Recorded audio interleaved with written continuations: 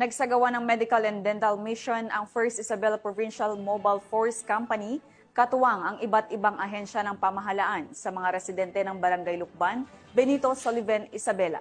Police Corporal Kelvin Paul Juan, ibalita mo.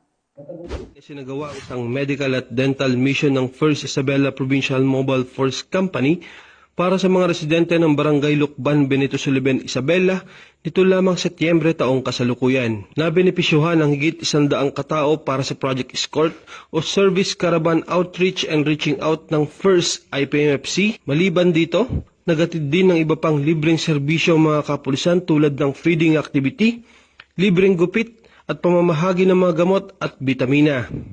Katuwang sa aktibidad ang Green Future Innovation Incorporations, barangay officials, religious groups, advocacy support groups, at force multipliers. Sa ganitong inisyatiba, patuloy na adhikain ng kapulisan na palakasin ang ugnayan ng pulisya at komunidad, katuwang ang lokal na pamahalaan at mga pribadong individual, alinsunod sa 7-point agenda ng Hepe ng Pambansang Pulisya, partikular ang pagpapalakas ng community engagement sa pakikipagtulungan ng mga stakeholders. Mula dito sa Lambak ng Cagayan, ako po ang inyong Police News Network Correspondent, Police Corporal Kelvin Paul Juan, alagad ng batas, tagataguyod ng Balitang Pulis.